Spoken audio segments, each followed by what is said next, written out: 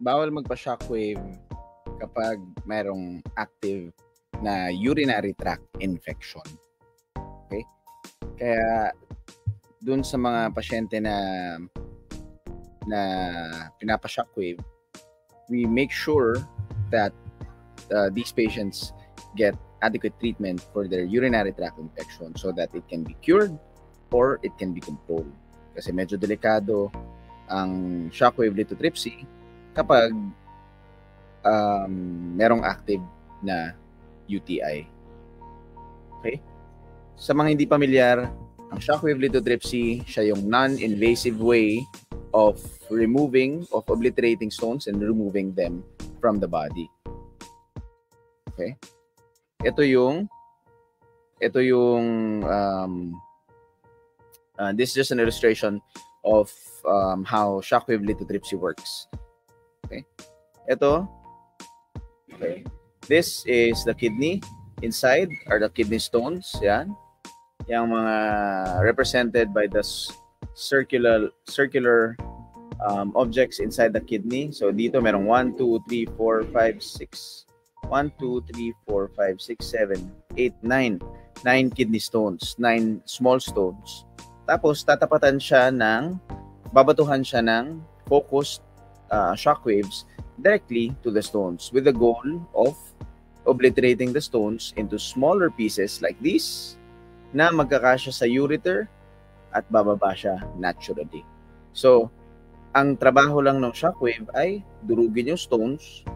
Pagkatapos, yung natural na paglabas ng ihi mo ay ng bato ay sasabay siya doon sa pag-ihi mo.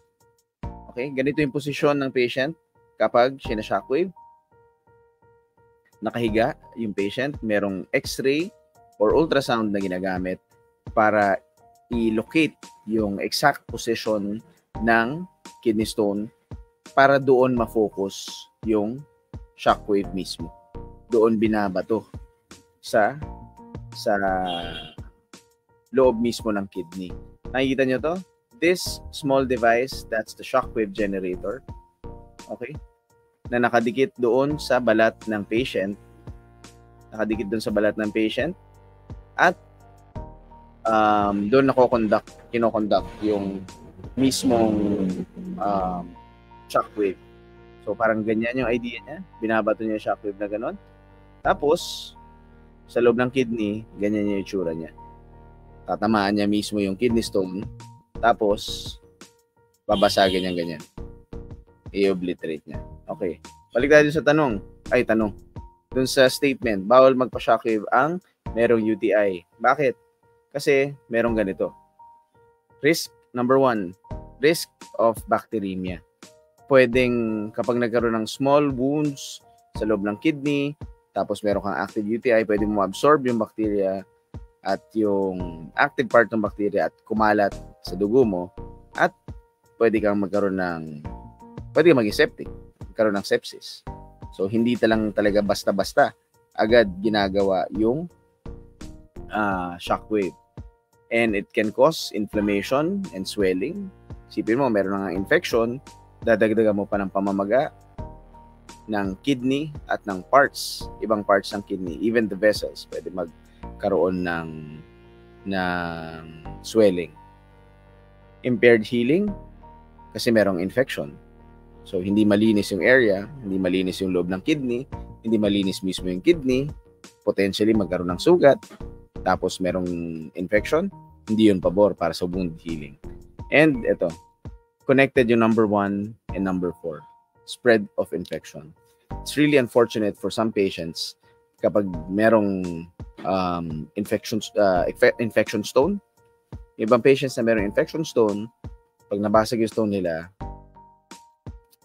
pwede siyang mag-spread ng infection, ma-absorb sa kidney mismo at ma-absorb sa blood vessels at kumalat sa buong katawan.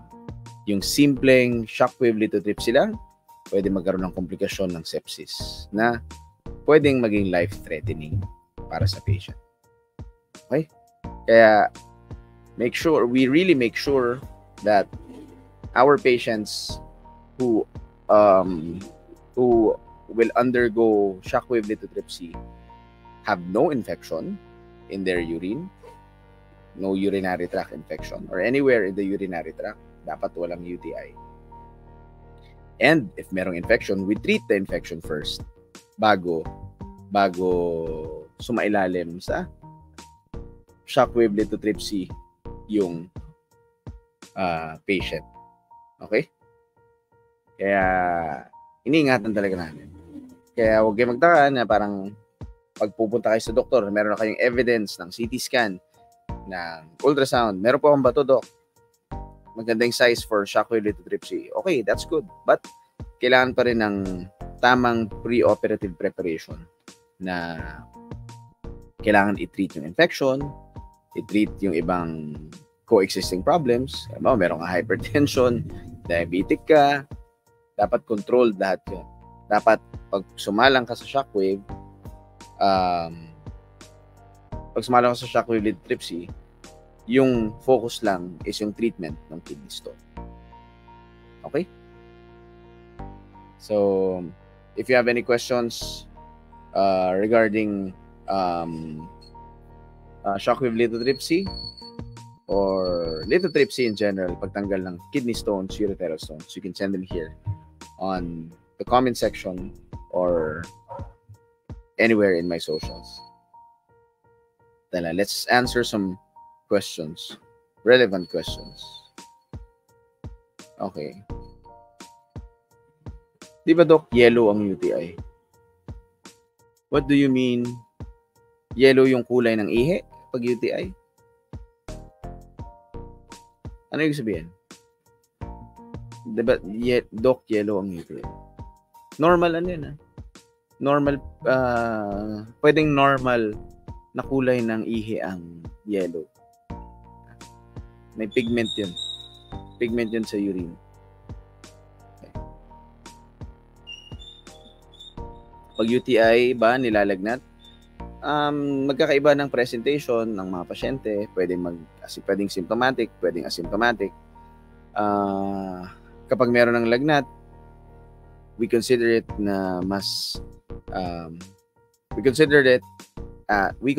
as a complicated UTI kasi pwedeng meron kang sepsis na kasabay, blood infection na.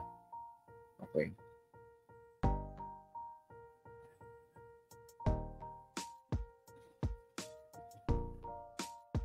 Same lang po ba gamot sa UTI at sa may kidney stone po? Yeah, pwede kasing sabay sila. Depende sa tinitreat mo, sir. So, hindi siya dito. Pwede siyang simultaneous yung treatment mo for kidney stones and UTI. They're not exactly the same. Kasi for infections, if bacterial ang cause ng infection, then antibiotics yung binibigay ng doctors for patients na merong urinary tract infection. For kidney stones, pwede ka magkaroon ng kidney stones na wala kang active na urinary tract infection, or pwede ka magkaroon ng kidney stones na meron kang active urinary tract infection. So, magkaiba sila ng gamot. Okay?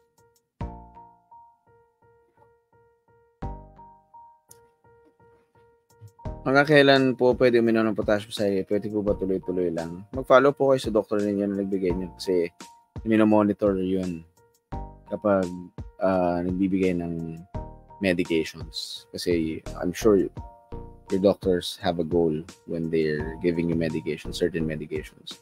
For example, potassium citrate. It alkalinizes the urine. If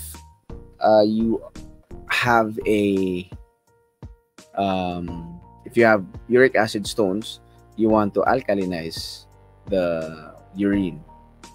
So if you're hitting that alkalinization by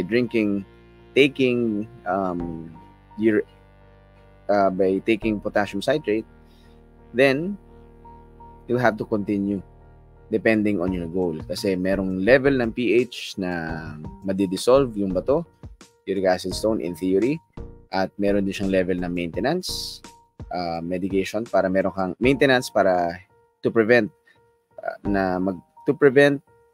further recurrence ng uric acid stones.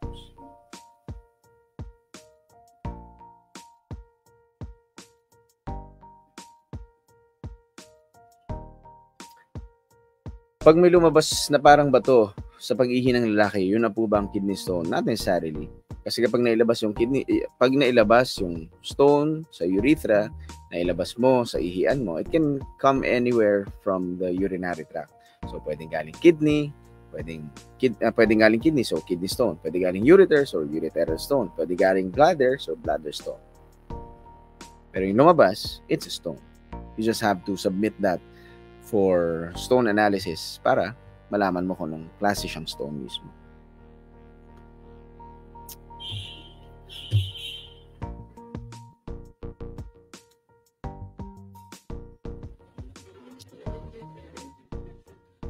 Pag nagpalabs ba ng ihi, malalaman po ba doon kung may kidney stone? Pwede kang magkaroon ng clue na meron kang stones. But it will not tell you exactly kung meron kang kidney stones. Kasi there are other modalities to check if you have stones, like basic ultrasound or CT scan or MRI. Most of the time in the clinics, sa real world setting, ultrasound and CT scan ang ginagamit. Okay?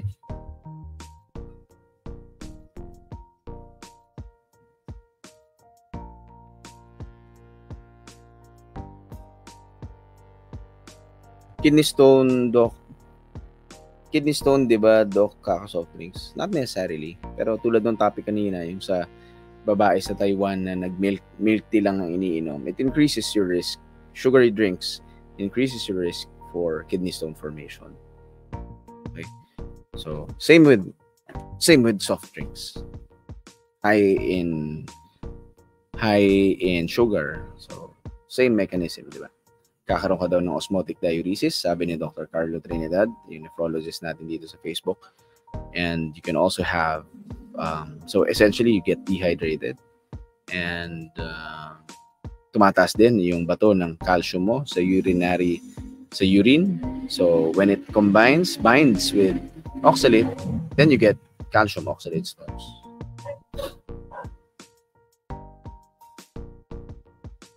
Can potassium citrate dissolve bladder stones? Can potassium citrate dissolve bladder stones?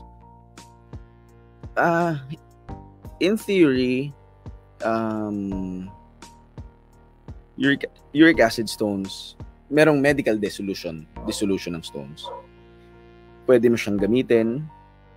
You can try. Parang may trial period yan. Then, you observe kung liliit with alkalinization of urine using potassium citrate. Then, in theory, lalo na kung uric acid, ang primary component ng stone ay uric acid, then it just might work.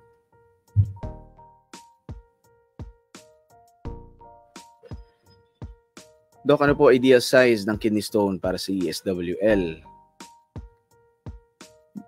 Base sa European Association of Urology, kasi strictly speaking, any size, pwede kang mag-shockwave lithotripsy. Okay? So, sa less than 2 centimeters, pwede kang mag-shockwave lithotripsy. Pag 2 centimeters or more, may ibang option na magiging mas mataas yung stone-free rate mo. Like PCNL, percutaneous nephrolithotomy, or retrograde intrarenal surgery. Okay? Pero, technically, pwede pa rin mag-shockwave. Pero, yung depende sa size, habang palaki ng palaki yung kidney stone, yung laban ng shockwave lithotripsy, pababa ng pababa yung stone-free rate niya. Kumpara sa percutaneous nephrolithotomy at retrograde intrarenal surgery. Pero kung mas maliliit na stone, less than 2 centimeters, then, mas mataas yung stone-free rate ng tumataas yung stone-free rate ng shockwave lithotripsy, ESW. Okay? Kaya, mind you, with patients, yung mga patients na nagpapa-shockwave, yung mga pasyente na nagpapa-shockwave, ina-advise na they may need several sessions depending on the size, location, and composition of their kidney stones. And you should be aware na ganun ang sistema kapag nagpapa-shockwave lithotripsy kayo. Okay?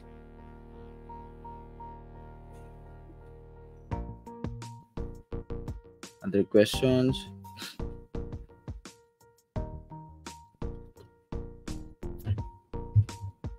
Kape.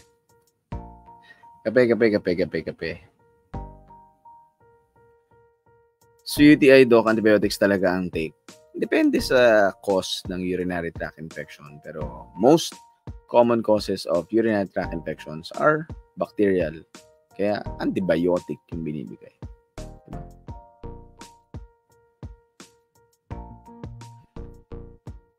Okay.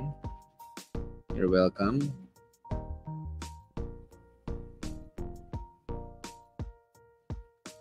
Pwede ba magpa-stone analysis after 3 months of operation? Yeah, pwede mo pa rin i-submit din. Basta hawak mo yung stone. You can ask, magdedepende na rin yan doon sa lab na gagawa. You can ask them if they can still process it.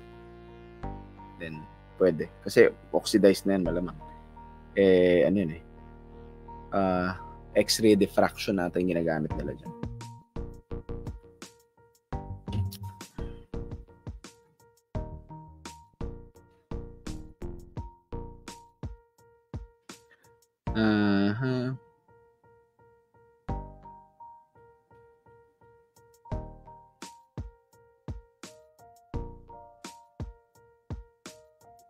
Grabe naman yung tanong na to.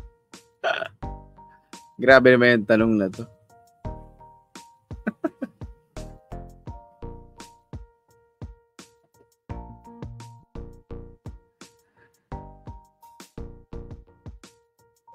Okay.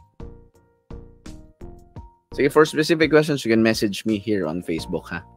You can message me. Then I'll check your questions.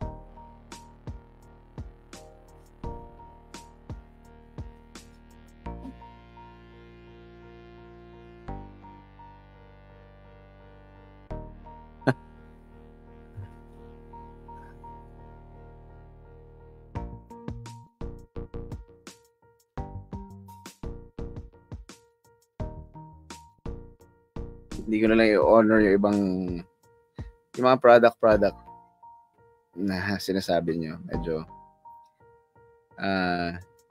you have to research on those products, okay, before you put them inside your bodies. Okay? Hindi, binabasa ko. Nag-loading ka ba, Doc? Hindi, binabasa ko yung mga questions niyo. Uy! Home court. Good evening, Doc. Pa-shoutout naman. Watching from Sultan Kudarat, Mindanao. Hi. Taga-Takurong Sultan Kudarat ako. Uwi ako dyan. So, shoutout. If shoutouts mean anything. Shoutout sa mga taga-Takurong Sultan Kudarat. Taga-diin ka, te. Taga-diin ka, da. Okay.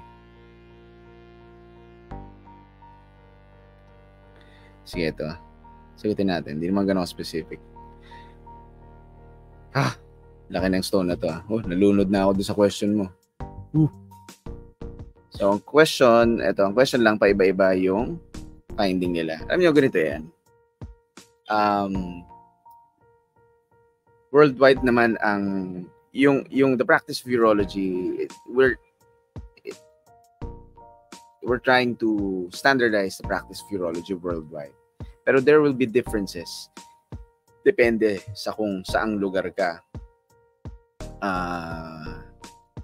Kung saang lugar ka nagsistay or saang lugar ka magti-treat. Kasi merong iba-ibang approaches sa kidney stones. Okay, guidelines may differ. And then, yung expertise kung saan ka pumunta may differ. Tulad niyan, sabi mo, wala silang gamit pang PCNL, kaya open na lang. Kung halimbawa, nandun ako sa lugar na yon, pero meron silang gamit halimbawa sa PCNL, pero walang sanay gumamit ng PCNL, pero sobrang galing nila na mag-open. For your safety, parang ang pipiliin mo syempre yung kung saan sanay yung surgeon mo. Kasi mas mababa yung morbidity nila with that surgery kasi doon sila sanay. Okay? So magkakaiba kasi ng expertise. So kung question mo, bakit parang magkakaiba sila ng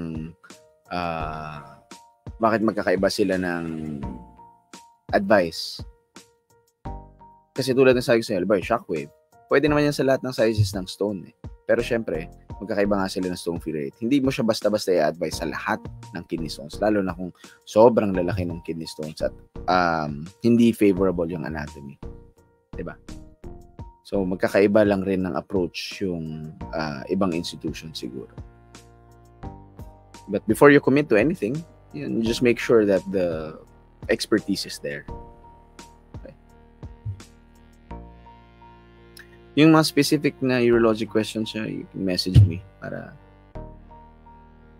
we can talk about it. Ayun, taga Tacorong po. Yes! Tacorong! Taga dyan ako. Poblasyon. Taga Poblasyon kami. Taga din ka man. Kabalo ko magsalita sa Ilonggo. Kahambal ko kaintindi ako gamay. Kaintindi ko. Pero I need practice sa pagsalita. Pero hindi mo ako maluloko. Yun. Ito maganda tong question na to. Doc, minsan ba hindi nakikita ang stone sa ultrasound? Merong tinatawag na yung ultrasonography operator dependent. So, lalo na kung maliliit yung stones, maliit and challenging yung anatomy ng patient, there could be a small chance that it cannot be located by the ultrasound. So, dahil operator dependent nga siya, in theory, halimbawa, nagpa-ultrasound ka sa 3 magkakaibang ultrasonographers, pwedeng nakita ng 2, pwedeng hindi nakita ng 1. Pero kung overtly malaki yung stone, surely, almost sure na makikita nung 3 yung kidney stone. Pero kung maliit, challenging anatomy, hindi siya ganun wala siyang shadowing masyado, then medyo mahirap nga siyang makita. Okay? So, there. I think I answered most of the questions.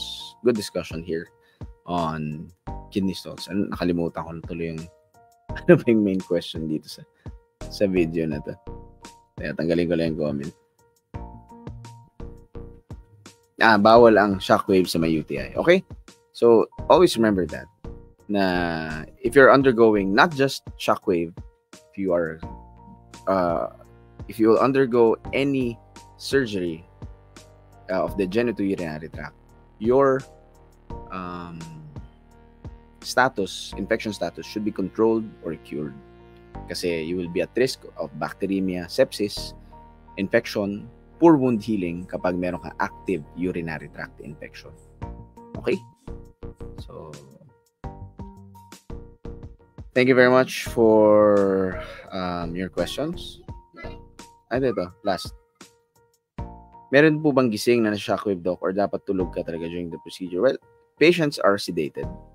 Pag sedated ka, does not necessarily mean that you're in deep sleep. So, yung iba patients, nagigising-gising, iba groggy. Some patients, may naaralan na patches ng procedure, naririnig nila yung tunog ng shockwave, naalala nila yon. Pero, yun nga, meron naman kayong anesthesiologist na magbabantay sa inyo to take care of you and to make sure that you're not feeling any pain and you're comfortable during the procedure. Okay, so thank you very much again for your questions. And if you have any other questions or specific urological questions, you can message me here on this platform or on any other platform that I'm in. Okay? Ako po si Doc Drew, urologist, stone free.